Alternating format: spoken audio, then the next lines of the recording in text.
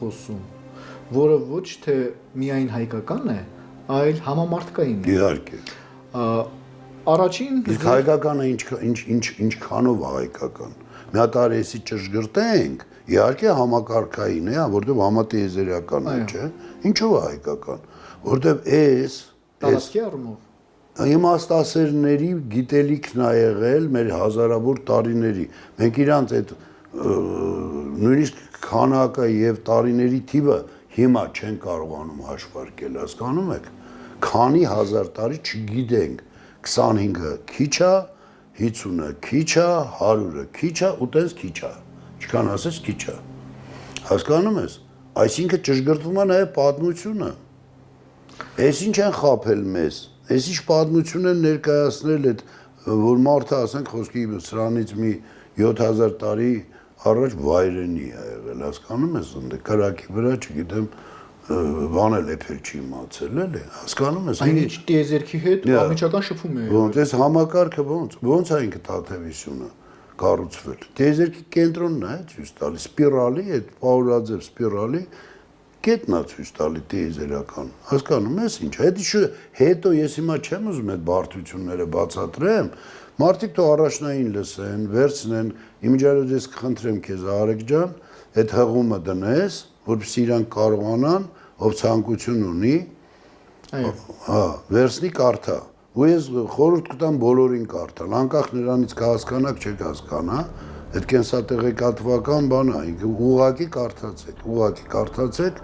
ինչ էլ որ կընկալեք հերիք է։ Մենք այդ հղումը կտեղադրենք այս հաղորդման մեկնաբանությունների բաժնում եւ մեր հերթադիտողները կարող են օգտվել, կարդալ, անմասն չմնալ եւ հաղորդակցվել։ Պարոն Գևորգյան,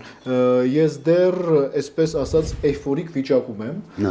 քանի որ ասացիք, որ մհերը քարից դուրս եկավ։ Քարի տակից, ինչ է։ Այո։ Ամռան մի գիշեր մի հատ հովիվ ելնում է գիշերը, չէ, մի հատ հովիվ այդ խենթա ելնում էլ այդ հովիվը։ Գիշերը սարն է ելնում, մի հատ քարի մեջ նայում է քարի անցքից։ Նայում է մհերը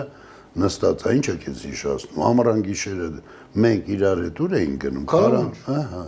Այնտեղից որ նայում էինք, ում էինք տես։ Հայկին։ Վերջ։ Որերորդ քարի արանքից։ 63-րդ։ Ահա։ Ինքը այնտեղ նստած է։ Հիմա այդ դրա գիտությունը այն է, որ մինչև գիտությունը չվերցանես, ինքը տակից դուրս չի գա, པարզ չի, այդ գաղափարը, այդ գիտությունը նստած է իր համար հանգիստ։ Անկախ քեզնից ինքը կա, չէ։ Հիմա շատերի մոտ հարց է առաջանալու Հայկ, Օրիոն համաստեղություն, տիեզերք,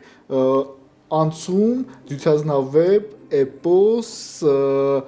մհերի կերպար, քար։ Այո։ Խնդրում եմ այդ տարբերության մասին խոսենք, Հայկ, մհեր։ Հիմա նայ, Արեգ ջան, որպեսզի ես խոսամ աստղագիտության մասին, տես չեմ շատ բաներ, խուսափում եմ խոսալու, որ ասեմ այնտեղ այդ սինգուլյար կետը, չգիտեմ, սենց բան ֆազային ինչ-որ բան, մարդիկ ուղղակի չեն հասկանալու, եւ ես ուրեմն տեսակավորում եմ, կերպավորում եմ, չէ, իմ ասածս տարբեր ուրեմն օրինակներով, որպեսզի հասկանալի լինի։ Հիմա պատկերացրեք այդ իմաստասերների գեր դասակարգը, որ սա գիտեր, ու նա ինչ գիտեր, որ գալու է ժամանակ, որ գնալու է ուրեմն այդ ետնասերման, այսինքն վայրենիները կործանելու են այդ գիտելիք գիտություն, որտեղ իրանք վայրենիներ են, հա, այդ քոչվոր ցեղերը, հա։ Հիմա ինչպես դու այդ գենետիկ կոդը ժողովրդիդ համար պահես, կգա անգրագիտության, խավարի մի ժամանակաշրջան։ Ուրեմն պետք է ստեղծվեր առասպելներ, այո, առասպելների տակ դնել այս իմաստաբանությունը Եվ թաքնագրել։ Արդեն այդ թաքնագրում չի, թաքնագրումն է նա, որ դու չես հասկանում։ Կբերեն, կհասնեն այս ժամանակ, երբ որ դու այդ գիտությունը կգտնես, հետո կբացես առասպելը, կկարդաս, կասես, այ ախպեր, ախր էս էր ասել։ Հա, հետո տենց էլ լինում է։ Որին կպնում ես, նույն բանի մասին է, էլի։ Որ դու ասում ես առաստաղ չես հասկանում, գիտես պալտալոկ է, էլի գլխի